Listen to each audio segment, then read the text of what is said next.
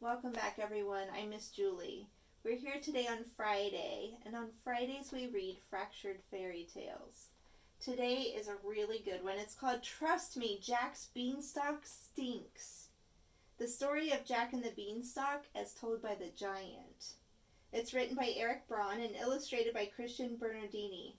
This is from a series of books. They're all Fractured Fairy Tales, and they're all really, really fun. Enjoy this one. Trust me, Jack's Beanstalk stinks.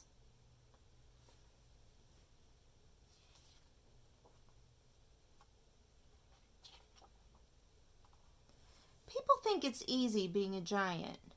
You get to be rotten, grumpy, and loud. You're big and tough. You have gobs of treasure. And nobody tells you to behave.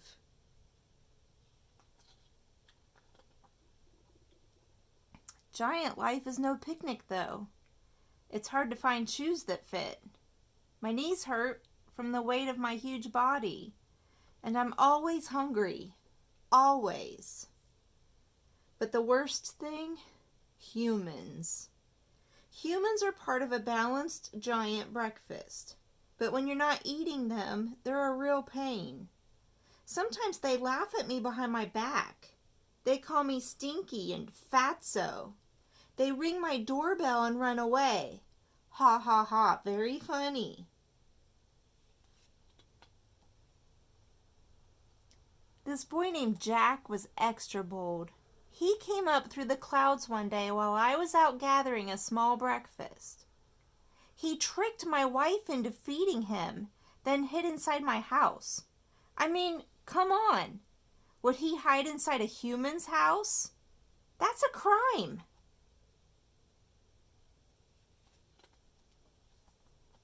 Well, he didn't trick me. I could smell him. He smelled delicious. And maybe you still smell that kitty casserole from supper last night.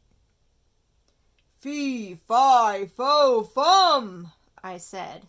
In giant, this means something like, going home now, I promise I won't eat you. But he stayed in his hiding place, the little bugger. After breakfast, I took a nap like I always do. Eating makes me tired. And when I did, Jack stole a bag of gold. Humans, nutritious and sneaky. Sometime later, Jack came back again, and again he tricked my wife into letting him inside. When I came home from picking up a light breakfast, I could smell him. I knew who it was. Maybe you still smell that little dude stew from supper last night. Fee, fi, fo, fum, I yelled. This can also mean, give me back my gold and we'll call it even. I definitely won't eat you. But he didn't come out. Just like before, I ate my meal and tried to forget about Jack. I relaxed with my goose, the one that lays golden eggs. Soon I took a little snooze. Of course, that pesky boy couldn't let a guy rest. You know what he did? He stole my goose! The lousy, no-good, miserable thief! The last time Jack came around, I called out, fee, fi, fo, fum! This can even mean, darn it, I'm really angry now. My wife and I searched, but couldn't find him. I kept looking, but soon I got hungry. Big surprise. After breakfast, I enjoyed some lovely music. My golden harp sang to me, and the sound was even sweeter than boyberry pie. I rested my eyes a bit. I'd finally forgotten about Jack. The next thing you know, my harp is calling, Master, Master! Jack was running off with it, and I thundered after. I almost caught up to them too, but they disappeared into the clouds. And there it was, a big beanstalk. Jack was climbing down it.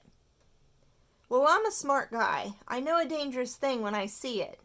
I didn't want to go down there. No way. But then my harp called out again. So down I went, down, down.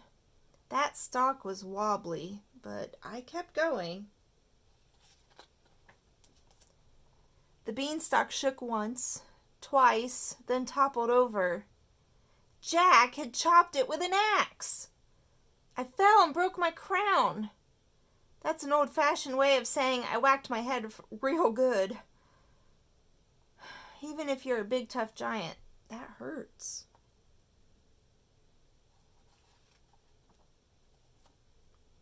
My wife said I should forget about Jack.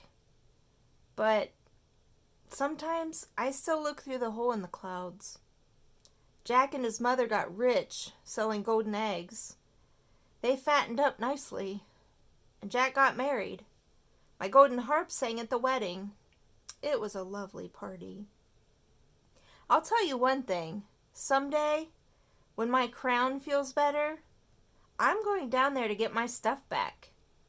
Maybe I'll grab lunch while I'm there too.